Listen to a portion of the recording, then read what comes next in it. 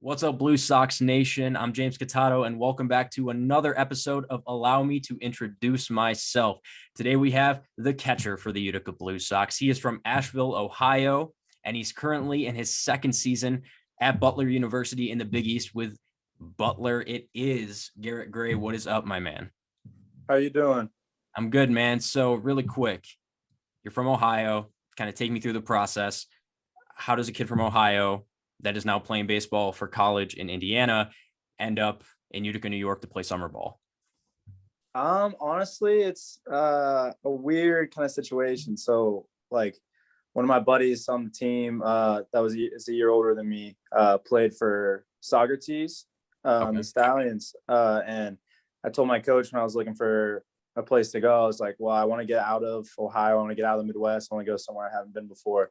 And I was like, will you look into the perfect game league for me? And he reached out to a few teams, and Utica ended up getting back to us, and that's kind of how it went down.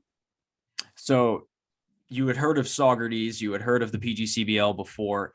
Had you ever heard of Utica, New York? Had you ever even stepped foot in the state of New York?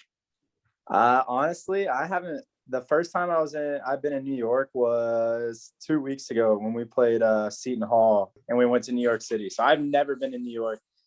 When I looked it up, I saw it was close to Syracuse, and I was like, all right, well, I know where Syracuse is at. So I was like, I kind of know where I'm going. So to give you a little bit of background, man, Utica is this smaller city.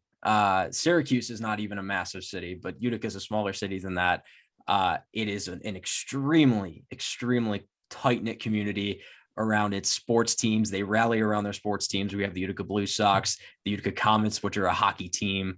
We have so many other Division III teams that they just rally around, and then they love their Syracuse orange. So we're excited to have you, man. One of the biggest questions that I wanted to ask today was that moving away from home. Now, I know that you're in your second year of college, right? So, I mean, what is that transition? Have you kind of thought about what that's going to be like to now move to a completely new part of the country for you? um, honestly, like, I've always been, so ever since I was younger, like playing travel baseball and traveling a lot, like you kind of get that feel of getting away from home a little bit. And when I was 17, I joined a team that my parents went around. Like, we flew everywhere. I pretty much stayed in the Cleveland area and flew out of Cleveland and went to all these different places. And I wasn't really home a ton. So I'd see my parents like maybe once a week, twice a week, if that. And like, going away from home has never been like a big struggle for me. So like, I'm kind of looking forward to like seeing a new part of the country. And yeah. What's the furthest you've played away from home in this, in this team that you traveled with? Arizona. We went out to Phoenix and played in a perfect game tournament. And that was in high school, I'm assuming. Yeah, my junior year of high school. Awesome. Summer after junior year. And how do you think that kind of, because I know you said, you saw your parents once a week and you were very committed, like you're very committed to baseball. And I think you have to be a D1 athlete playing in such a good conference like the Big East. How do you think that experience prepped you for, now where you seem very comfortable with the idea of moving and playing baseball in a place you've never been before? Like the whole moving to a different state and being in a different atmosphere, like just like me not flying to different places and me not really ever being able to experience that was something that like kind of like got me into being able to be like, all right, well, this is me in a new atmosphere. I'm going to a different place I've never been before this weekend. And let's play these really, really good teams that we're playing. And at first, honestly, I had to kind of adjust. And at first it didn't go as well as I wanted it to, but in the end it worked out. So When you talk about adjustments, right, I don't know if there's ever been a bigger adjustment for people. And obviously athletes, I would say, personify this adjustment, but just regular people in general, a bigger adjustment than the pandemic, right? And it's no secret that it's changed everybody's life through and through. You're a freshman. Put me in the mindset, man. You're a freshman coming into Butler. You're super pumped, like, D1 baseball. I'm super excited. And then the season gets cut short, right? What is your mindset when that season gets cut short? What does it do to you mentally? It was kind of crazy, honestly, because it was like 3 days before the pandemic hit and the season got canceled, I started my first game. So I started my first game. I'm like, all right, things are actually, it's going the way I want it to go. Like, I'm finally getting my shot. I got a shot. I think I got on base twice in that game. And I was like, all right, well, here we go. I mean, we kind of heard rumors that like people had been talks of COVID and stuff like that. And then the pandemic hit and it was just like, dang, like, I can't play anymore. Like, I can't play this. I'm going to go however long without playing. And honestly, it just sucked. Like, and it sucks also because, you have this role and you're like, all right, I'm going to be a freshman. Well, now this year I'm a freshman again and not a sophomore, which it's nice in that aspect to where the season got canceled. I got actually have eligibility back, but it also sucks because it's another year that, I don't know what I'm trying to say here. Like, it's another year that, I have to keep proving myself and make sure I'm beating out people. And, like kind of that, it kind of just sucked all together. Like it's a really crappy situation, obviously. So when you get that news, right, what were you over the past year, what were you able to do to kind of develop yourself, right? Were you kind of stuck in this box, or were you able to get out with your teammates in a limited capacity and still be able to work on the game and like kind of grind and push yourself to get better? So right when we got canceled, we got sent home. Obviously, we had the whole quarantine. We couldn't leave. Had to stay in our house. And crazily, I got mono right when I got home. So I got mono for my second time right when I got home. And it was kind of a blessing in disguise in that aspect, because I would have gotten mono at Butler, been by myself, and then missed out on countless weeks of me not playing. Would have lost the whole year because I've already been playing. I already played in games. Like, it was kind of a blessing in disguise. And then when we were still quarantined, I got better and I was able to start swinging again and start doing stuff like that. We kind of just found stuff around the house. Like, I had these little light flight balls with it's called a Nemo bat. And it's a little barrel with a handle, and I just would hit in the yard. My dad would throw to me and like stuff like that. We'd play like batting practice type of things with these little light flight balls. And then luckily at the high school, I went to my dad's coaches and is really involved with the high school. So I had the keys to go and be able to work out and go hit in the cages there once stuff started to open up a little bit more. So I was able to keep grinding on what I wanted to do. And then luckily Columbus had after Utica and the PG CBL canceled, Columbus had a college summer league that I was able to play in this past summer. So it ended up working out to where I was able to grind. I was able to get my lifts in, get my hitting in, get everything I needed to do in to get myself prepared for the fall coming up. So you mentioned the canceled PGCBL season last year. You were scheduled to play with the Blue Sox. That's correct. Summer? Yeah. Okay. So you're familiar kind of with the organization a little bit. Did you get a chance to talk to any of the players that were on the team last year that are returning this year when you were kind of on the roster, or no? No, I hadn't had any conversations with anybody. I think George is the only person I talked to. Other than that, I didn't have any like interviews, any contact with any of the players. I actually met two of the guys that I'll be playing with this summer from a series we played a few weeks back. Yeah. So you talk about the pandemic and you talk about getting back. Are there fans at your games this season? Yeah. So at first it was very limited capacity. Like each person was only allowed to have like 2 people tops. And even at that, it was still seniors get first dibs. And if there's not enough room, then the freshmen don't get to have people come. So it ended up working out now to where they opened it up and people allowed to come. And obviously it's still not maintaining at full capacity and there's still a pass list, but we still are able to have fans of the games, and there's still some ways that people can come out and watch. So I want to transition that into kind of Utica and playing for the Blue Sox in general, because tickets are going on sale for fans to attend games at Murnane Field this summer in Utica, New York. So I just kind of want to get your opinion on this. How excited, because I know that once the pandemic keeps, and you and I both know this, once the pandemic keeps progressing, and it's different in every single state, basically, the COVID Yeah. protocols, but the governor of New York just announced that the state fair is going to be happening this year, which is a huge step in terms of pandemic recovery for this state. So it's only safe to assume that once the protocols, and the testing and the vaccinations keep progressing, more and more fans will be able to come into the stadium. How excited are you to be able to see these fans? And it's their first time back in the stadium in 2 years. So they're going to be hungry to watch this team. I mean, honestly, man, like fans make the energy level in the stadiums go. And the more excited fans are and the more chirpy they get and the more like behind the team they get, like it makes the game more fun. Like we can make it as fun as we want, but when there's no fans in the stands, like baseball is a fun game, even if there's no fans, but fans make it that much more enjoyable for us to play. Your excitement level, obviously it's there. But giving those fans kind of a little bit of an idea of your game, right? How do you play? What can they expect out of you? You're a catcher, right? So what's your energy like when you play a game? What can fans expect from Garret Gray this summer in terms of his play style? For me, I'm a very, very vocal person. So they're going to hear me yelling a lot. They're going to hear me getting behind people. They're going to hear me communicating with my infielders, my outfielders, in the dugout with my hitters, telling them what I see at the plate, this, that.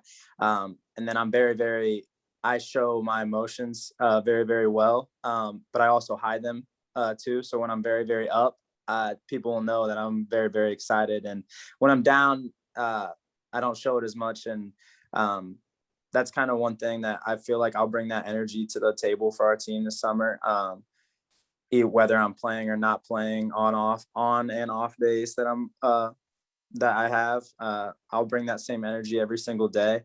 When I am playing, I'll be a guy that is a leader on the field. So I'm excited to get to work and can't wait to see what we can do this summer.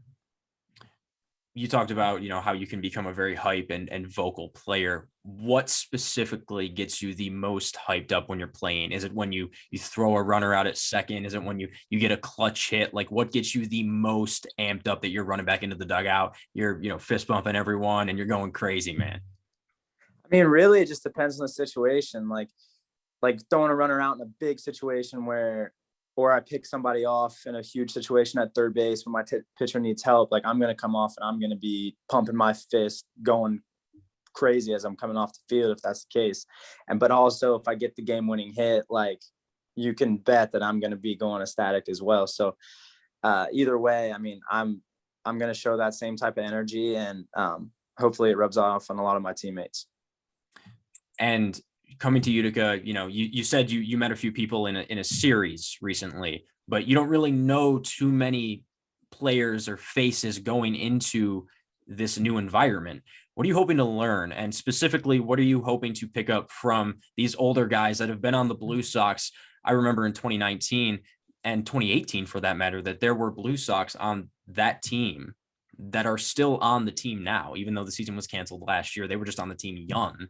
So what are you hoping to learn from these guys that have played in the blue and white, that have played in Utica before? Honestly, like from them, from the guys that have played there before and also guys that haven't played, I just want to learn. Like, I feel like a lot of times there's a lot of things you can learn outside of what you already know. And that goes for everybody. So I want to learn different parts of the game. What more can I learn from them to take my game to even the next level, and hopefully stuff that I know can rub off on them and what they know can rub off on me, and vice versa. It'll be nice to see like a guy, especially the guys that have been here with their experience, kind of see what they have to bring to the table and what they kind of rub off on me as well. What was the best moment of your young career? I know that it's, just getting started for you, but in your mind, what was the best and brightest moment of your young career? Honestly, I got probably two that are kind of stand out to me, like more than others. Obviously your first collegiate hit is a huge one. Last year with the pandemic closing as it did, I didn't get to get mine my freshman year. I had a couple lineouts. I got walked. I had whatever stuff. And my first collegiate hit this year, I went 3 for 6 in my first game of ever getting my first collegiate hit. So that was a huge like moment, and we won the game. So that was one of the biggest moments of my career that I was kind of stands out to me. And then also going to the regional championship and winning in high school my junior year, and in my first 2 at bats, going off the right field and right center wall, and putting my team up 2 runs both times in both situations. So that was a huge one as well. And getting to the Final Four with my team, when I hit my first double, and all of my pretty much town was there to watch us play and just hear the roar of the crowd after I hit it. And after we scored 2 runs off of it, it was one of those feelings that I've never really felt before. So that was a surreal moment for me as well. And the reason why I ask that, Garret, is because when did you know, right? You were a kid, you've played baseball your entire life, so when did you know, like when you started to realize like, these are my goals, I want to become, a Division I baseball player, I want to be able to do, X, Y, and Z in this sport at a very high level, and then I'm putting in this much work to get there? Like, when did it hit you, and how did it inspire you to just push every single day to achieve these goals that you're so proud of? Yeah. So I think at a young age, my dad asked me, he said, "Hey, do you want to go play rec ball?" And I looked at him and I said, "Dad, like, if I go play rec ball and I go play with kids I'm better than, how am I going to get better myself?" So that's one of the first things that I always knew. I was a competitor and knew I liked to compete, and I knew I always wanted to get better. But I think the first time it really clicked that baseball was what I wanted to do was in 6th grade. After 6th grade baseball season, I believe I was 12 years old. We won a national championship at 12 with my 12U team. And I was like, I really love this, and I really love doing this. And I decided not to play basketball in 7th grade the next year. I said, baseball, I'm going to commit myself. Baseball is what I want to do. I want to make varsity as a freshman, and next I want to go D1, and I want to play Division I baseball. So that was like the first time in my life that I was like, all right, I'm going to make this goal, and I'm going to go get it any way I can. So that was kind of, I would say, summer going into 7th grade was the time I really decided that football was not my favorite sport anymore, and baseball was what I was going to go after. So when you were starting to discover that passion for baseball, was there anybody that you saw on TV or saw play in person of a famous stature in baseball that you kind of looked at and said, that's who I want to model my game on? Well, honestly, I lived in Cincinnati when I was younger, and Griffey played in Cincy when I was living there. So when I go to the games, I had my Griffey jersey. I would idolize. I was like, this guy's awesome. Like, this guy's swing is so, and I swing left-handed. So I'm like, this guy is amazing. And obviously he's not a catcher, but at the plate, he's just someone you sit there and you just sit in awe watching, especially growing up. So me being able to watch Griffey play when he was in Cincinnati was a huge thing for me. And then, yeah, I mean, I would say that's my guy if I had to pick one. So I'm going to hit you with some quick fire questions here to close this thing out. And the first one I want to hit you with is, you talked about watching Griffey in Cincinnati. How many ballparks have you been to? Pro ballparks? I've been to Detroit's, Pittsburgh's, Cincinnati's, Atlanta, and Arizona. And I've been to 5. And your favorite one out of those has been? I mean, it's hard to go away from the Reds because that's my team. I'm a big Reds guy, but I would say Arizona's was really, really cool to be in. And what was the coolest moment that you had in one of those ballparks? Was it, something that you had maybe with your dad or your mom, or was it something that you had, watching a player make this crazy play again? I know you talked about Griffey. Yeah. I mean, honestly, I would say that a couple of the best experience I've had is getting my first MLB ball. Josh Beckett for the Red Sox is pitching against the Tigers.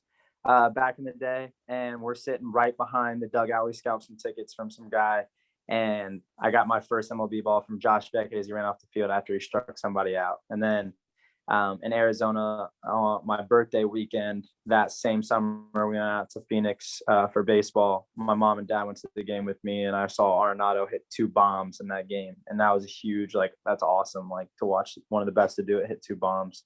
And then I can't remember who hit it, but me and my dad went to a game in Cincinnati under the lights, and somebody hit a walk-off bomb to see the fireworks go off after he hit it in the stadium. That was a cool moment for me as well.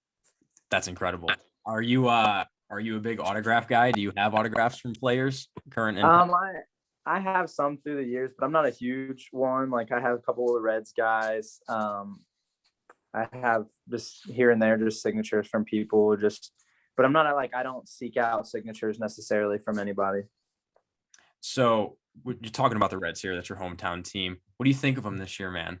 What are your thoughts on it this year? Honestly, I think we have a lot of pieces that could be really, really good, honestly. And the biggest problem is to see how our bullpen's going to do, especially. I mean, we've lost, I think it is 7 straight now after starting off hot as crap and couldn't lose. And Arizona's just beating the crap out of us. We've lost 5 out of our we lost 5 out of 6 games to Arizona. So that's kind of, there's a lot of potential there, and there's a lot of guys that could do some really good stuff. It's just putting it all together and seeing if we can capitalize on when we have those opportunities. I would argue one of the most important aspects of a baseball player's kind of swag, outside of just playing and getting base hits and getting home runs and making an impact on the game and the way that they dress, is the walk-up song to home plate. Yeah. What's the best walk-up song that you've ever had? And can you give us an inside scoop of what you're thinking of using in Utica? Honestly, for Utica this summer, it's I have a few ideas in mind. I haven't really made my decision yet. Right now at Butler, I switched it up from my usual one. And I am walking up to Put On by Young Jeezy and Kanye. Nice. I like it, but it's not my favorite I've ever done by any means. My favorite I've ever done is probably Ambitions as a Rider by Tupac at the beginning. Awesome. And I really, really like that one, but I don't know if I can go back to that one yet. I have a couple that I've been thinking about, and I've had a couple that I've heard, and I'm like, all right, that's nice. I might have to use that for myself, but we'll definitely see what I end up choosing for this summer. And then last question I'm going to ask you, man, or not even a question, but just your overall message to the Utica Blue Sox faithful this summer. Blue Sox Nation, what do you got? The floor is yours. To Utica and Blue Sox Nation, I would just say I'm coming to Utica to get a championship, and I'm a fun-loving kid that's going to have a ton of fun and bring a lot of energy and get a lot of people involved when I can, and I can't wait to represent the city well and hopefully bring home a trophy for you guys. Garret Gray, ladies and gentlemen, thank you so much, man. Appreciate it. We can't wait to see you out at the ballpark this summer. It is going to be a blast. Blue Sox Nation, get ready for him. Thank you, man. Yeah, no problem.